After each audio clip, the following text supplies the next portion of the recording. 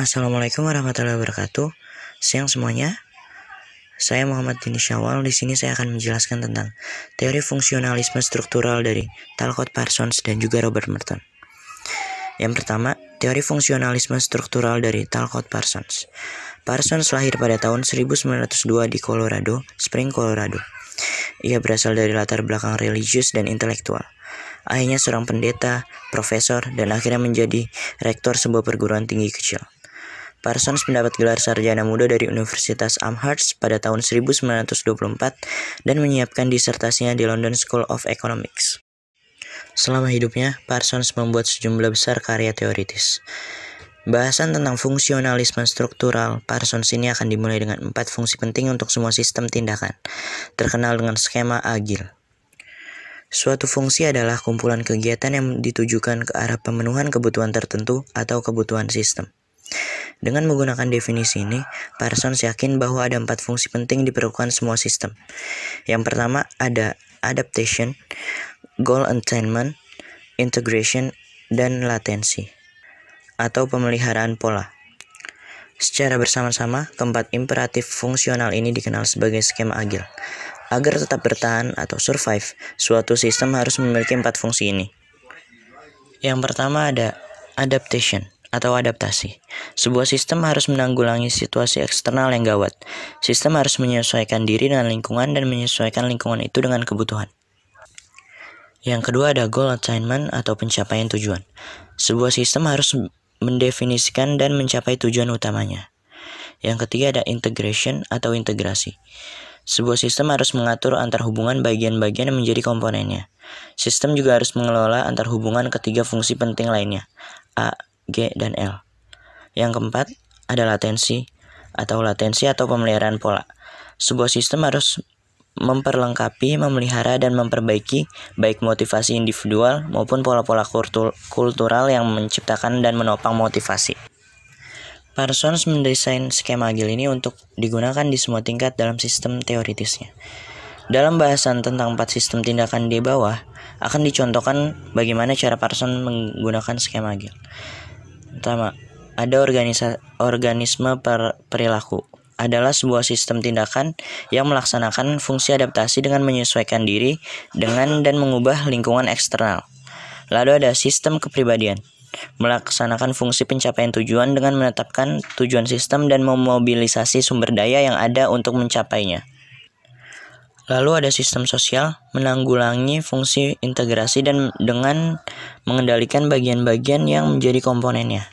Terakhir ada sistem kultural, yaitu melaksanakan fungsi pemeliharaan pola dengan menyediakan faktor seperangkat norma dan nilai yang memotivasi mereka untuk bertindak.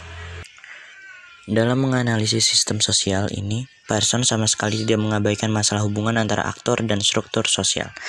Ia sebenarnya menganggap integrasi pola nilai dan kecenderungan kebutuhan sebagai dalil dinamis fundamental sosiologi.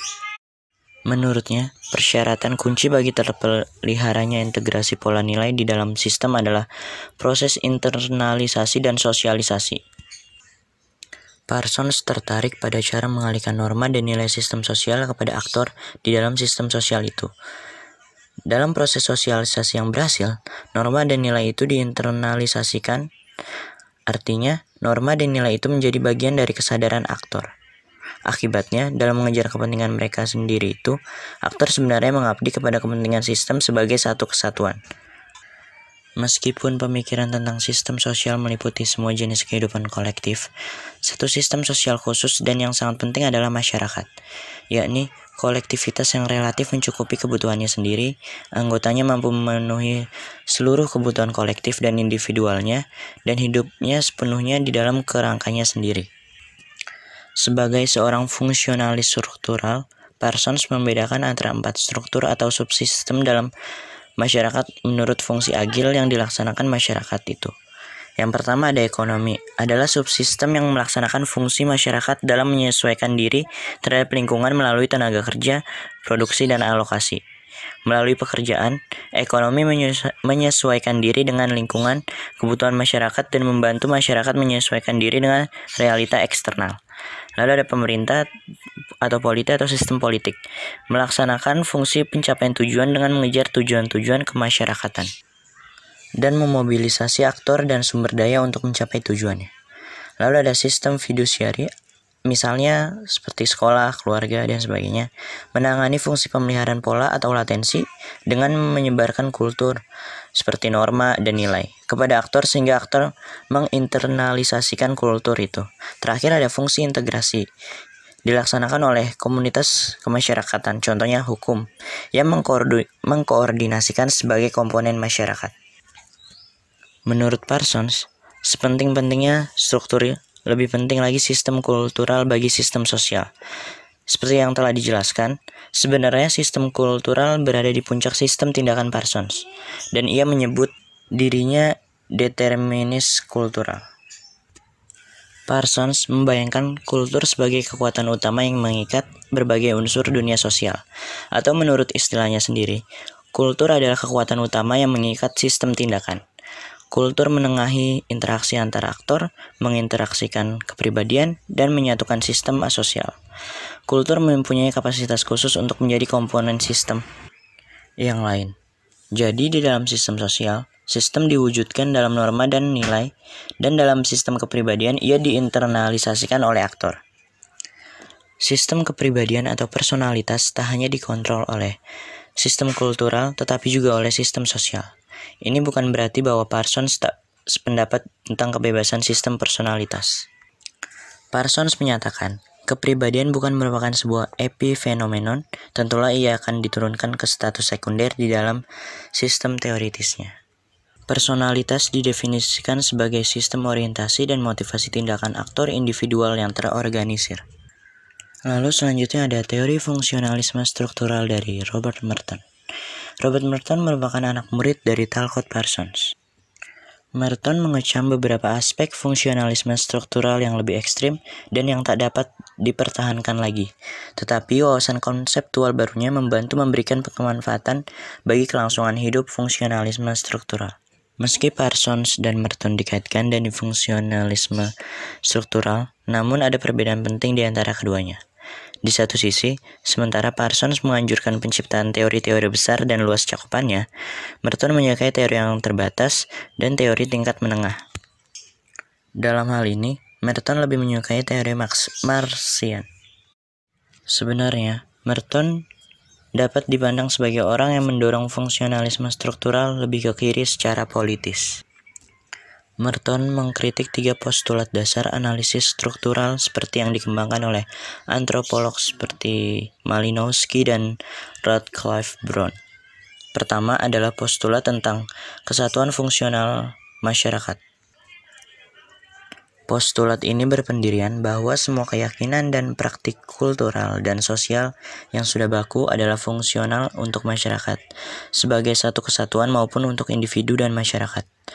Pandangan ini secara tersirat menyatakan bahwa berbagai bagian sistem sosial pasti menunjukkan integrasi tingkat tinggi. Tetapi Merton berpendapat bahwa meski hal ini mungkin benar bagi masyarakat primitif yang kecil, namun generalisasi tak dapat diperluas ke tingkat masyarakat yang lebih luas dan kompleks. Postulat kedua adalah fungsionalisme universal. Artinya, dinyatakan bahwa seluruh bentuk kultur dan sosial dan struktur yang sudah baku mempunyai fungsi positif. Merton menyatakan bahwa postulat ini bertentangan dengan apa yang ditemukannya dalam kehidupan nyata. Yang jelas adalah bahwa tak setiap struktur, adat, gagasan, kepercayaan, dan sebagainya mempunyai fungsi positif. Contohnya, nasionalisme fanatik dapat menjadi sangat tidak fungsional dalam dunia yang mengembangkan senjata nuklir. Ketiga adalah postulat tentang indispensability. Argumennya adalah bahwa semua aspek masyarakat yang sudah baku tak hanya mempunyai fungsi positif, tetapi juga mencerminkan bagian-bagian yang sangat diperlukan untuk berfungsinya masyarakat sebagai satu kesatuan. Postulat ini mengarah kepada pemikiran bahwa semua struktur dan fungsi secara fungsional adalah penting untuk masyarakat. Tak ada struktur dan fungsi lain manapun yang dapat bekerja sama baiknya dengan struktur dan fungsi yang kini ada dalam masyarakat. Dengan mengikuti Parsons, kritik Merton adalah bahwa kita sekurang-kurangnya tentu ingin mengakui akan adanya berbagai alternatif struktur dan fungsional yang dapat ditemukan di dalam masyarakat. Merton berpendapat bahwa ketiga postulat fungsional itu bersandar pada pernyataan non-empiris, berdasarkan sistem teoritis abstrak. Menjadi tanggung jawab sosiolog untuk menguji setiap postulat itu secara empiris. Keyakinan Merton bahwa bukan pernyataan teoritis melainkan pengujian empiris yang penting untuk analisis fungsional, mendorongnya pengembangan paradigma analisis fungsional buatannya sendiri sebagai pedoman untuk mengintegrasikan teori dan riset empiris. Merton mengemukakan konsep non-function yang didefinisikannya sebagai akibat-akibat yang sama sekali tidak relevan dengan sistem yang sedang diperhatikan. Dalam hal ini termasuk bentuk-bentuk sosial yang bertahan hidup sejak zaman sejarah kuno. Meski mempunyai akibat positif atau negatif di masa lalu, namun bentuk sosial itu tidak mempunyai pengaruh yang signifikan terhadap masyarakat masa kini. Contohnya adalah gerakan kesederhanaan wanita Kristen. Meski sebagian kecil orang mungkin tak sependapat dengan contoh ini. Apakah fungsi positif lebih banyak daripada disfungsi atau sebaliknya? Untuk membantu menjawab pertanyaan itu, Merton mengembangkan konsep keseimbangan bersih atau net balance. Kita tak akan pernah dapat menjumlahkan fungsi positif dan disfungsi dan tak akan pernah mampu menentukan mana yang lebih banyak. Karena masalahnya sedemikian kompleks dan banyak penilaian subjektif yang melandasinya, sehingga tak mudah dihitung dan ditimbang. Merton juga memperkenalkan konsep fungsi nyata atau manifest dan fungsi tersembunyi atau laten. Kedua istilah ini memberikan tambahan penting bagi analisis fungsional. Menurut pengertian sederhana, fungsi nyata adalah fungsi yang diharapkan, sedangkan fungsi yang tersembunyi adalah fungsi yang tak diharapkan. Sebagai contoh, fungsi nyata perbudakan adalah untuk meningkatkan produktivitas ekonomi masyarakat selatan, tetapi juga terkandung fungsi tersembunyi, yakni menyediakan sejumlah besar anggota kelas rendah yang membantu meningkatkan status kulit putih selatan, baik yang kaya maupun yang miskin. Tindakan mempunyai akibat, baik yang diharapkan maupun yang tidak diharapkan. Meski setiap orang menyadari akibat yang diharapkan, analisis sosiologi diperlukan untuk menemukan akibat yang tak diharapkan. Sekian dari saya, kurang lebihnya mohon maaf. Wassalamualaikum warahmatullahi wabarakatuh.